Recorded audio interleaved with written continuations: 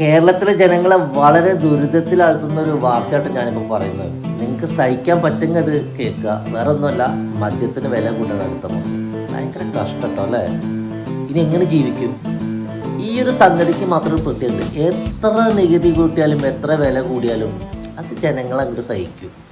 ഇത് വൈകുന്നേരം രണ്ടടിച്ചാൽ കിറങ്ങിയ ഒരു സുഖം കിട്ടിയില്ലെങ്കിൽ പിന്നെ എന്താ കാര്യമുള്ളൂ എന്നുള്ളൊരു ചിന്താഗതിയാണ്. അതുകൊണ്ട് തന്നെ ഈ ചിന്താഗതി മനസ്സിലാക്കിയിട്ടാണ് കേരളത്തിലെ ഗവൺമെൻറ് ശക്തമായിട്ട് വില കൂട്ടി മുന്നോട്ട് പോകും. ഇതൊക്കെ കണ്ട് നിന്നാലും ബിവറേജിൻ്റെ മുന്നിൽ നിങ്ങൾ ചെന്നാൽ ക്യൂ കാണാം, ഒരു രക്ഷയുണ്ടാവില്ല. ഇതിന് പ്രത്യേകം അങ്ങനെ ഒരു ബഡ്ജറ്റൊന്നുമില്ല, മനസ്സിലായ?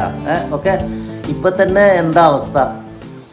ഇന്ത്യൻ നിർമ്മിത വിദേശ മദ്യത്തിന് 212% നികുതി, മനസ്സിലായോ? ഇപ്പോൾ വില കുറഞ്ഞ ഇന്ത്യൻ നിർമ്മിത വിദേശ മദ്യത്തിന് 202% നികുതി, ബിയറിന് 102% നികുതി. ഇതൊക്കെ അറിയുന്നുണ്ടോ? ഇതിൻ്റെ നികുതിനെ കുറിച്ചൊന്നും ഇവിടെ ആരും ചർച്ച ചെയ്യൂല. ഇത് ചർച്ച ചെയ്തിട്ട് കാര്യമില്ല, മനസ്സിലായി? ഇതൊരു അവശ്യ വസ്തുവാണ്. ഒരു കല്യാണം ഉണ്ടെങ്കിലും അല്ലെങ്കിൽ എന്താഘോഷം, ബർത്ത്ഡേ പാർട്ടിയോ മറ്റേ മരണോ എന്ത് ആയാലും വൈകുന്നേരം ആകുമ്പോൾ ഈ സാധനം അവിടെ ഉണ്ടാവണം, മനസ്സിലായ? അല്ലെങ്കിൽ പണിയോ. അതുകൊണ്ട് തന്നെ ഇതിൻ്റെ വില കൂടലും കുറയലൊന്നും ആരും ഇങ്ങോട്ട് മൈൻഡ് ചെയ്യാറില്ല. തെളിവാണെങ്കിൽ നിങ്ങൾ ബീവറേജിൻ്റെ മുന്നിൽ പോയി നിൽക്കാം. എന്താ ക്യൂ!